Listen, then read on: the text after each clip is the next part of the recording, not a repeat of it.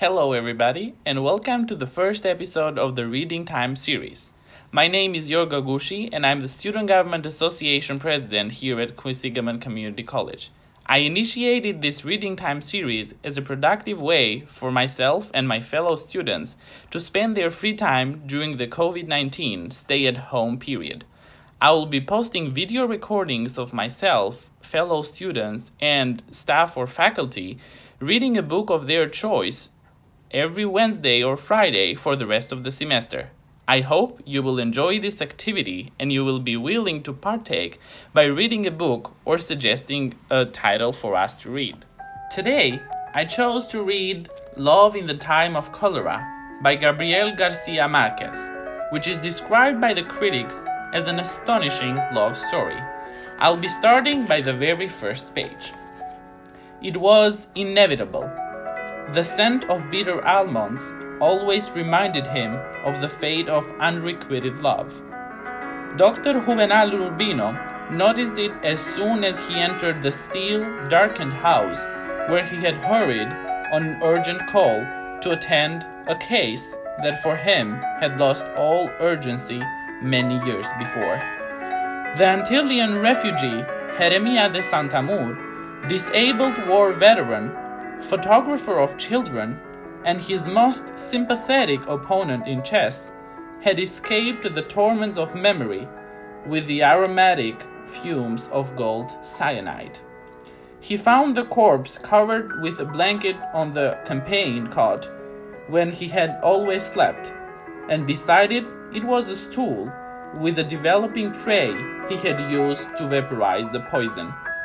On the floor, tied to a leg of the cot, lay the body of a black Great Dane with a snow-white chest, and next to him were the crutches.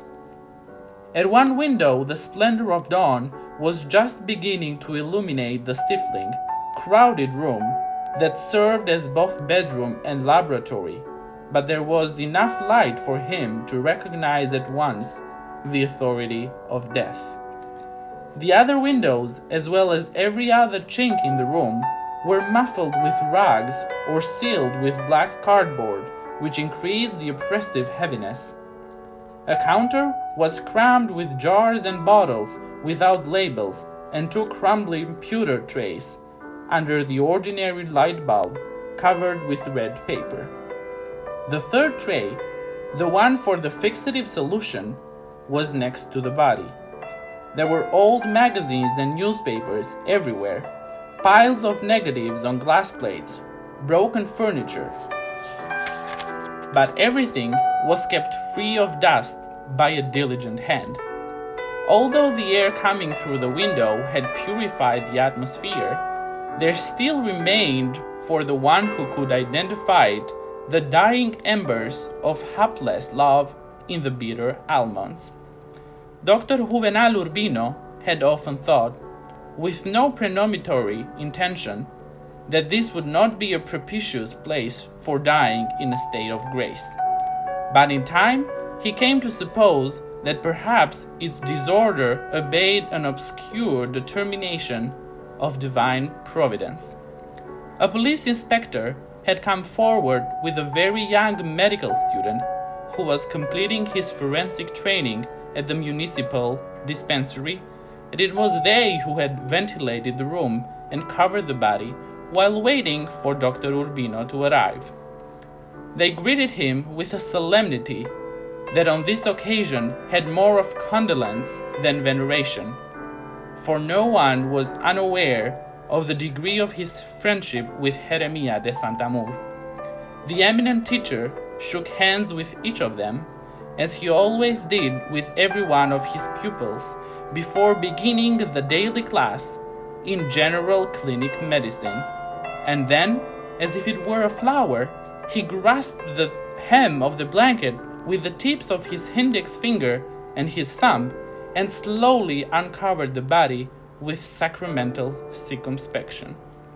Jeremias de Santamur was completely naked, stiff and twisted, eyes open, body blue, looking 50 years older than he had the night before. He had luminous pupils, yellowish beard and hair, and an old scar sewn with belling knots across his stomach. The use of crutches had made his torso and arms as broad as a galley slave's, but his defenseless legs looked like an orphan's. Dr. Juvenal Urbino studied him for a moment, his heart aching as it rarely had in the long years of his futile struggle against death. "Damned fool," he said. The worst was over. This is a fragment that I read from this book. I hope you enjoyed it, and next Wednesday we will have a next book to read.